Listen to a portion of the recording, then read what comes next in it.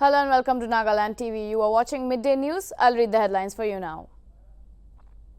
3 districts of Nagaland, namely Twengsang, Kifire and Noklak, see a surge of fuel prices, with a litre of diesel selling above Rs 98 in Indian Oil Corporation outlets.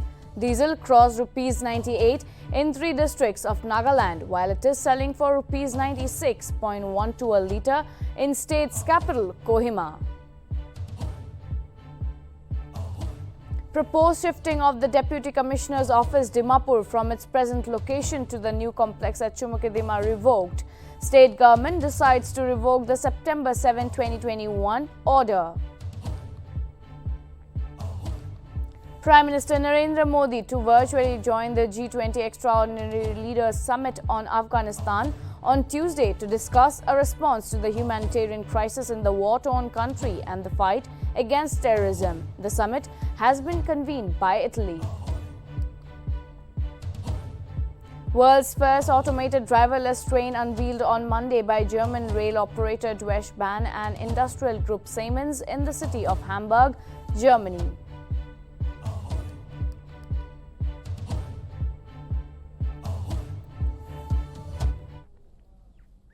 With the continuous opposition from Dimapur-based civil society organizations to the proposed shifting of the Deputy Commissioner's office Dimapur from its present location to the new complex at Chumukidima, the state government on Monday decided to revoke the September 7, 2021 order. A notification was issued by the Home Department on October 11th. The Principal Secretary Home Abhijit Sinha stated that the September 7, 2021 order stand revoked with immediate effect. Sinha further said that this was also in suppression of October 6, 2021 letter in this regard. Sinha has directed DC Dimapur to take necessary action accordingly. The order was issued following a meeting held between Deputy Chief Minister Y. Paton and a delegation of the CSOS Core Committee here at the Chumukidima Police House in Chumukidima. On Monday morning, addressing the media after the meeting, Paton said that both houses had fruitful discussion, where it was convened that the CSO's from September 7th notification would be revoked. He clarified that the decision to shift the DC's office had been kept on hold and that there was no such order issued regarding shifting of the office. Paton also informed that a cabinet decision would be taken regarding creation of ADC, EAC and sub-treasury offices at the new DC office complex at Chumukidima.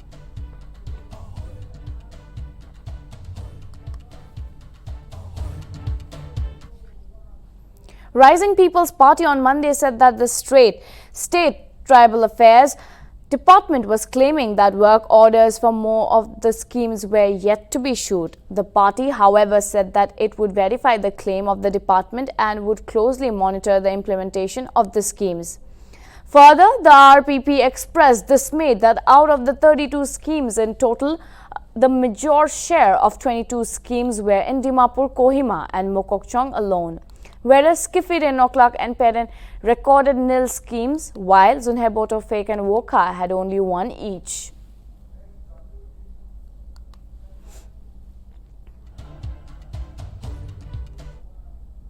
Advisor for Tourism, Art and Culture, Government of Nagaland, H. Kehowiyeputhomi, flagged off the Wonder Beyond Boundaries second extreme terrain expedition on October 11th at Nyatu Resort, 7th Mile, Chumukidima, Dimapur. WBB, with the support of Nagaland Tourism, set to embark on its second extreme terrain expedition through remote parts of Nagaland, which started from October 11th and will last till October 22nd, 2021. The convoy comprises of 8 capable expedition-ready 4x4 vehicles modified suitable for extreme off-road conditions. The route starts from Dimapur, which will take the road to Kohima via Newland and Zadima. From Kohima, the route heads to Lake Shiloy, further off-roads to Kifire, then to Twengsang and finally Mon. The expedition is led by Nidhi Salagame and Colonel Satil Malik. The team on an expedition comprises of global travelers and off-road drivers from across India. The entire expedition will be documented through photographs and video by Sandesh Ravikumar, an adventure photo and video professional from Bangalore. Actually, I was in the government job, and then I was actually dealing with the uh, village level. I mean, like down the train area. I was working in our RD department. I was with the people, and I joined politics just to, promote and have more connection with the people and give my service for the people in the rural area. Actually, yeah. So, sir, Yeah, yeah. is there any future plans to promote tourism in Nagaland? Yeah, definitely. Tourism is a blessed place. Is potential for the tourism, but we could not explore much.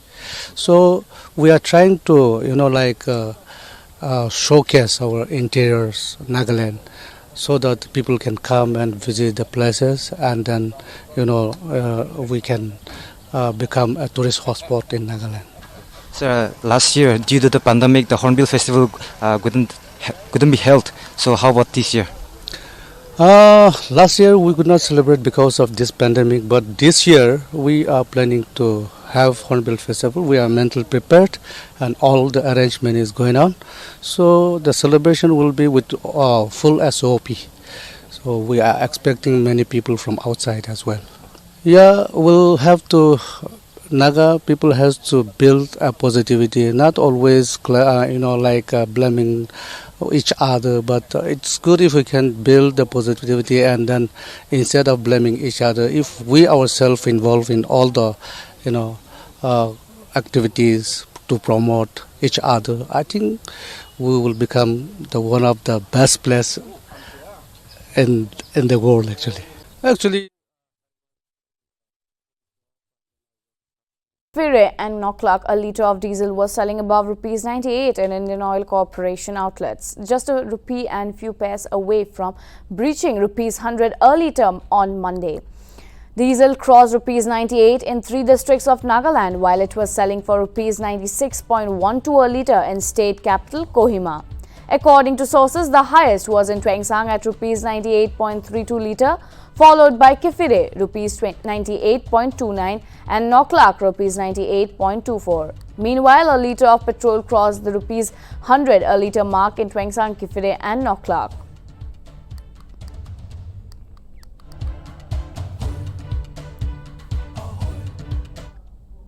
Nagaland Pradesh Congress Committee expressed concern over the erratic supply of power in the state. In a press release, NPCC President stated that the Nagaland government is not serious with the power supply. The President claimed that domestic appliances are destroyed and industrial work affected. Hospitals, hotels and home requirements also gets disturbed, due to which they require generators, inverters and solar power to support themselves. The press release also stated that power supply can't withstand slightest wind or rain. It further pointed out that the government of India has sanctioned rupees 78 crores for improvement of Dimapur transmissions and distribution. It called for enhancing transformer capacity and providing cable lines to minimize hooking.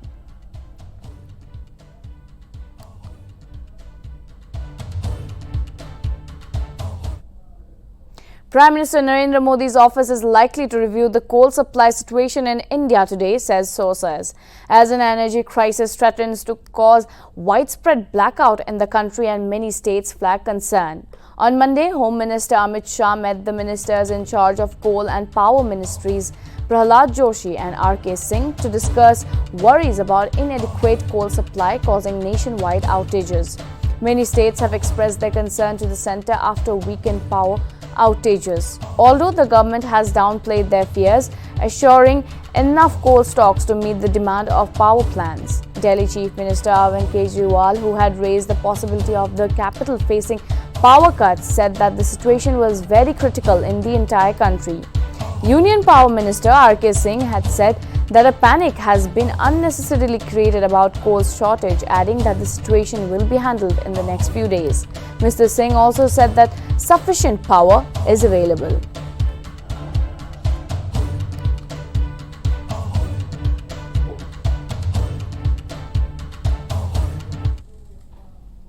Meetings of the Cabinet Committee on Economic Affairs and the Union Cabinet are scheduled to be held on Tuesday at 6 p.m. Earlier in the last Union cabinet meeting on October 6th, the centre had approved the productivity-linked bonus equivalent to 78 days' wages for all eligible non-gadgeted railway employees, excluding RPF, RPSF personnel for the financial year 2020-21, and also approved the establishment of 7 PM Mitra parks. As announced in the Union Budget for 2021-22, more details on the subject awaited.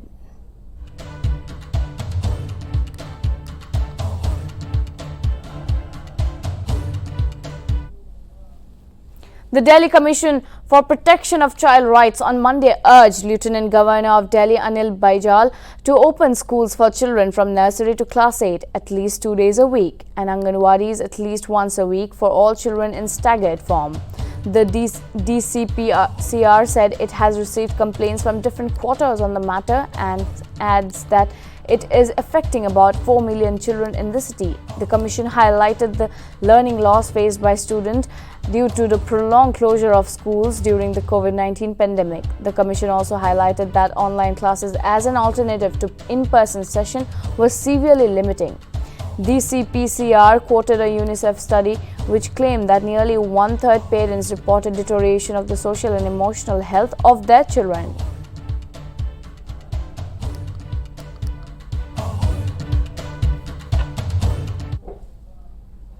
Prime Minister Narendra Modi will virtually join the G20 Extraordinary Leaders Summit on Afghanistan on Tuesday, that is October 12th, to discuss a response to the humanitarian crisis in the war-torn country and the fight against terrorism.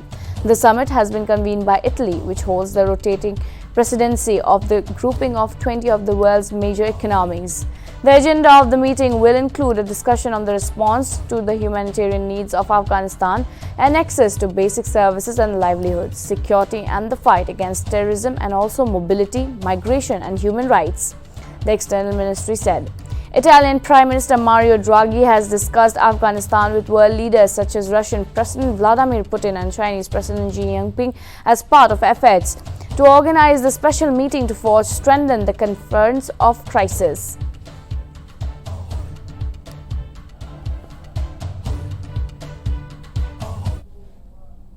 Union Minister Anurag Thakur on Tuesday carried out a cleanliness drive in the area around Humayun's tomb in the national capital. Speaking to media during the drive, Thakur said that the Youth Affairs and Sports Ministry has started an initiative to collect rupees 75 lakh kilograms of plastic and waste from October 1st to 31st. He further said that India is celebrating 75 years of independence and that we have to make India clean and beautiful. He further informed that they have collected over 30 lakh kilograms across the nation within 10 days. आज़ादी के 75 वर्ष पूरा देश मना रहा है और एक संकल्प देश को लेना है कि हम महात्मा गांधी जी का सपना पूरा करेंगे, जिस मुहिम को आदरणीय मोदी जी ने गति दी है, स्वच्छ भारत अभियान। और युवा कार्यक्रम और खेल मंत्रालय ने पूरे देश भर में 1 अक्टूबर से 31 अक्टूबर तक 75 लाख किलो प्लास्टिक वेस्ट को इकट्ठा करने का संकल्प लिया है। देश के कोने कोने में, हर गली गांव में हम लोग कूड़ा इकट्ठा करके उसको स्वच्छ रखने का काम कर रहे हैं। और मैं कहना चाहता हूं, जो लोग चिप्स खाते हैं, चॉकलेट खाते हैं, टॉफी खाते हैं, पानी को प्लास्टिक की बोतल से पीते हो, सड़कों पर इसको ना फेंके। भारत आजादी के 75 वर्ष मना रहा है और हर भारतीय को संकल्प लेना है कि हमें अपने भारत को स्वच्छ और सुंदर बनाना है। वो लोग जो चॉकलेट, टॉफी, पानी पीना ये सब करके अपने प्लास्टिक के रैपर और प्लास्टिक की बोतलें सड़कों पर फेंक देते हैं, ये जगह जगह धरती को, मिट्टी को भी नष्ट करने का काम करते हैं और गंदगी भी फैलाते हैं। मेरा अनुरोध रहेगा कि आप भी अपने गली, मोहल्ले, गांव और शहर को सबको साफ रखिए। आजादी के 75 वर्ष में ऐसा संकल्प लीजिए कि हम अपने बच्चों से बुजुर्गों तक सबको ये प्रेरित करें कि कोई भी सड़क पर कुछ नहीं फेंकेगा, कूड़ेदान का, अपने भारत को स्वच्छ और Head Constable Vakil Singh of the Central Reserve Police Force was allegedly shot by another constable named Aman Kumar over a petty quarrel on Monday in southeast Delhi. Senior police officer Isha Pandey said that the police received an information regarding one head constable being shot by a constable at the CRPF camp on Monday at 7:20 p.m. from Batra hospital. Meanwhile, Singh is undergoing treatment and police informed that necessary action will be taken in this matter.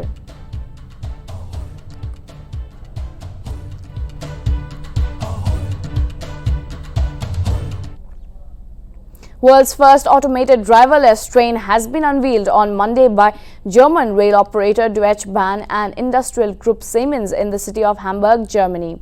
Deutsche Bahn CEO Richard Lutz opened that automated trains offer a more reliable service without having to lay a single kilometer of new track. He further added that they are making rail transport more intelligent and estimating that automated trains can transport up to 30% more passengers, significantly improve punctuality and save more than 30% energy.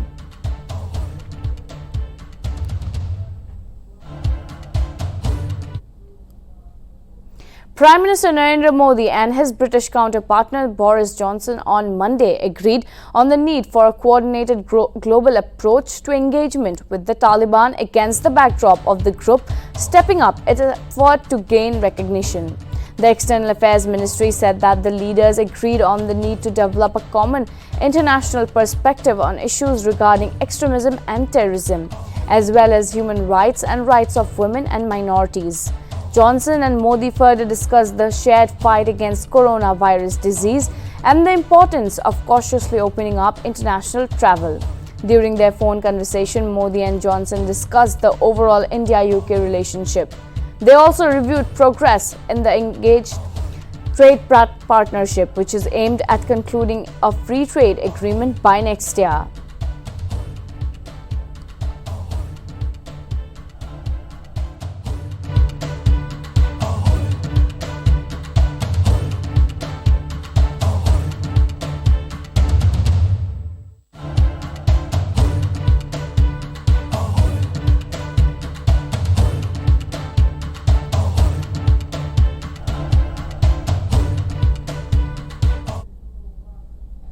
The Delhi Police Special Cell on Tuesday arrested a Pakistani terrorist from the Lakshmi Nagar area in the national capital. The police informed that Mohammad Ashraf was living with a fake identification of an Indian national. The police further recovered and seized one AK-47 assault rifle with one extra magazine and 60 rounds, one hand grenade and two sophisticated pistols with 50 rounds from him. Relevant provisions of the Unlawful Activities Prevention Act, Explosive Act, Arms Act and other provisions are further being invoked against the man.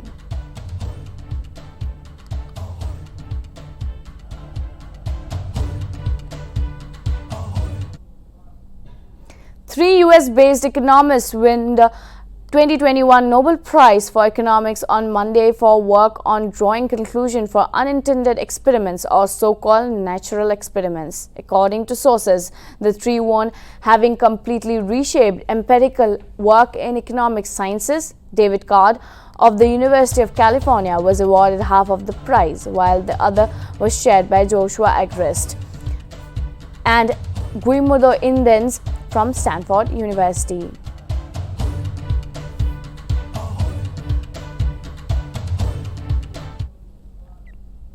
That is all for now. This is Gargi Deka signing off. Keep watching Nagaland TV for more news and updates.